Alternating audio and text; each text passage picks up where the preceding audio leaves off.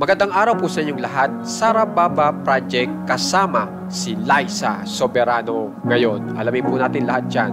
Bali po, ito po si Sara Baba po ay kilala po dito po sa mga pelikulang I Could Not Protect Her, dito sa Dear Love at iba pa. So meron na po talaga itong nagawang mga proyekto po international.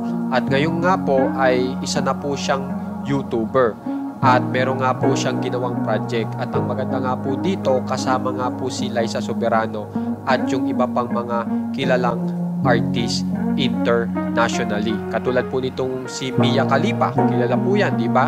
Si Nemesis, kilala rin po yan. Si Banks, si Cindy Kimberly, kilala po yan mga yan. Tapos ngayon nga po, kasama na po si Liza Soberano. So talagang nakaka-proud po na malaman po yan, lalong-lalo na ng mga fans po ni Liza Soberano. Bali, yan po ay patungkol po sa mga istorya po nitong mga artist na ito na kasama sa proyekto. Pero may twist po yan. Meron din pong ipagagawa si Ma'am Sara Baba dito po sa mga artist na nakakasama sa proyekto. Kaya kaabangan po natin lahat po yan.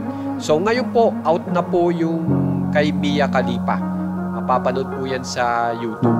So matagal-tagal pa para makita pa natin itong kay Liza Soberano na tiyak marami pong mag-aabang dyan at tiyak ay magiging ka-proud-proud nga po ang Pinoy patungkol kay Liza Soberano. Kasi kung makikita nyo po yung mga ini-acting po dito ni Liza Soberano, talagang makabago at hindi po natin akalain na kaya niyang gawin yung mga ganyang actingan. So abang-abang na lang po tayo sa magiging update po ni Sara Baba patungkol po kay Liza Soberano.